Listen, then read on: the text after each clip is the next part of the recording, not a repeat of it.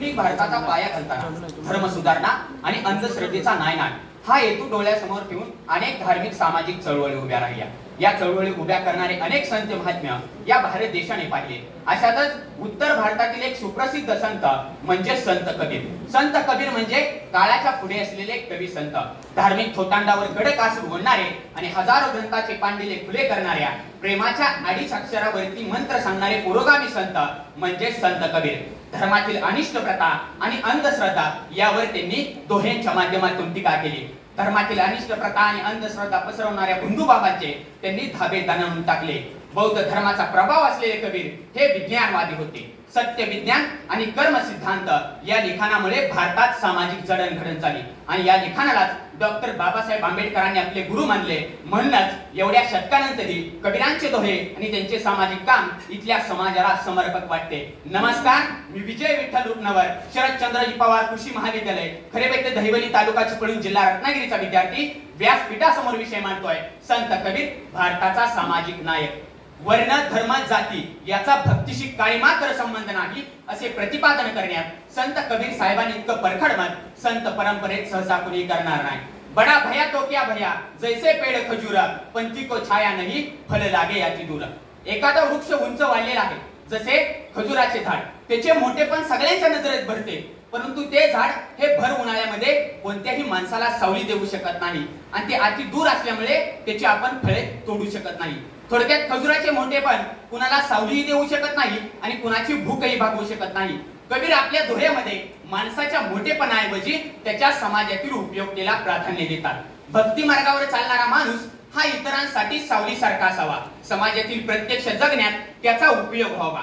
समाज आणि भक्ती हे नदीवरच्या पुलासारखं आहे। जो कोणी भक्ती आंदोलन सामाजिक प्रबोधनाशी जोडण्यात अग्रणी ठरतो तोच खरा समाजाचा नायक बनू शकतो आणि ते नायक बनण्याचं काम हे कबीरांनी केलं। म्हणूनच मला संत कबीर हे भारताचे सामाजिक नायक वाटतात। संत कबीरांच्या सामाजिक प्रबोधनात आपल्याला दैनंदिन जीवनात वावरणारा माणूस केंद्रवर्ती असलेला दिसतो आणि हाच माणूस आपल्याला महाराष्ट्रामध्ये तुकोबांमध्ये भेटतो। जसं की इंद्रायणी नदीमध्ये सावकारकीच्या वाया बुडवून तुकोबांनी शेतकऱ्यांचं दुःख आणि मन हलकं केलं, अगदी त्याचप्रमाणे हजारो दोहे लिहून इथल्या समाजाचं मन परिवर्तन करण्याचं काम हे कबीरांनी केलं। कबीर आणि तुकोबा यांनी जे भोगले, जे पाहिले, जे अनुभवले तेच त्यांच्या शब्दामध्ये उतरले। म्हणूनच देशाच्या सामाजिक जडणघडणीमध्ये समाजाला योग्य दिशादर्शक म्हणून आजही कबीरांचे दोहे आणि तुकोबांचे अभंग आंतरराष्ट्रीय स्तरातून वेगवेगळ्या भाषेमध्ये समाजाच्या प्रगतीसाठी पोहोचले आहेत।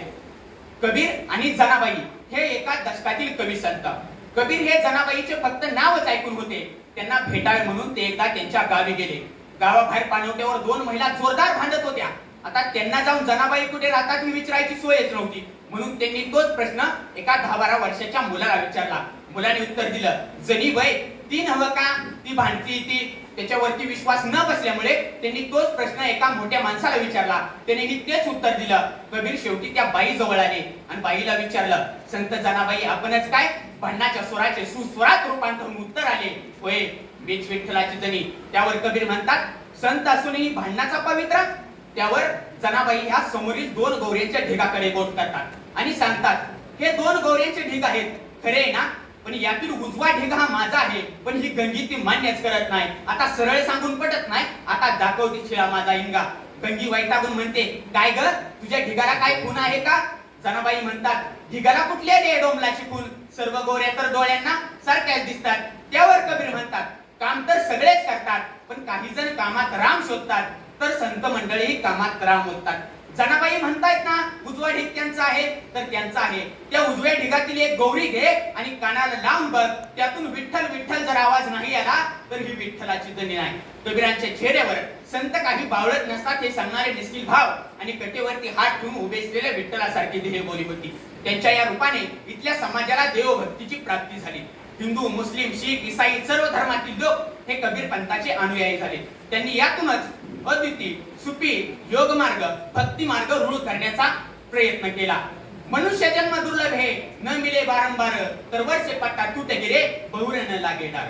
कबीरांच्या आचरणामध्ये हा मानवी जन्म जगाच्या कल्याणासाठी सर्वार्थाने कार्य लावणे आवश्यक आहे याबद्दल ते कठोर भूमिका घेताना दिसतात। मनुष्याला मिळालेला जन्म हा परत परत मिळणार नाही, एकदा फांदीवरून गळून पडलेलं पान पुन्हा फांदीशी जोडले जाऊ शकत नाही, अगदी त्याचप्रमाणे प्राणाने आत्म्याने शरीराचा त्याग केल्यावर काहीच करणे शक्य नाही.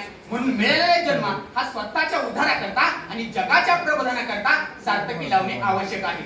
याच्याही पुढे जाऊन सुखाविषयी बोलताना कबीर सांगतात की सुखामध्ये माणूस चांगल्या विचारांचाच म्हणजे परमेश्वराचा आणि सामाजिक बांधिलकीचा त्याला विसर पडतो, पण हाच माणूस जेव्हा दुःखामध्ये असतो तेव्हा परमेश्वराचं आणि समाजाचं स्मरण करतो. सुखामध्येही ज्याला सामाजिक बांधिलकीचा आणि चांगल्या विचारांचा विसर पडणार नाही ना, त्याच्या जीवनाचा डोलक हा सुखाच्या ध्रुवावर कायमचा विसावेल. कबीर काशीला राहत असताना हिंदू मुस्लिम साधूंचा सहवास घडला. स्वामी रामानंदजी यांना त्यांनी आपले गुरु मानले. ईश्वर हा एक आहे, राम, रहीम, अल्लाह, गोविंद ही त्याची नावे आहेत अशी कबीरांची शिकवण होती. आधुनिक इतिहासकार डॉक्टर ताराचंद असं म्हणतात की सर्व धर्मांना एकत्र आणून प्रेम धर्म शिकवणं हे कबीरांचं जीवित कार्य होतं. जाती व्यवस्थेचा विशेषतः अस्पृश्यतेचा त्यांनी धिक्कार केला आणि मानवाच्या मूलभूत एकतेचा उच्चार केला. त्या काळामध्ये अनेक अंधश्रद्धा पसरल्या होत्या. त्यापैकी एक म्हणजे काशीमध्ये मृत्यू झाल्यास तो माणूस स्वर्गामध्ये जातो आणि मगहर मध्ये मृत्यू झाल्यास तो माणूस नरकामध्ये जातो. कबीरजींचं संपूर्ण आयुष्य हे काशीमध्ये व्यतीत झालं, परंतु लोकांमध्ये पसरलेली अंधश्रद्धा दूर करण्यासाठी ते शेवटच्या काळामध्ये मगहरला गेले आणि तिथेच त्यांनी आपले प्राण सोडले. शेवटी कबीरांचं जीवन चरित्राचा आढावा घेतल्यानंतर मला एवढंच समजलं, हर इंसान के जीवन में संघर्ष और मुसीबत होती है. हर इंसान के जीवन में संघर्ष और मुसीबत होती है.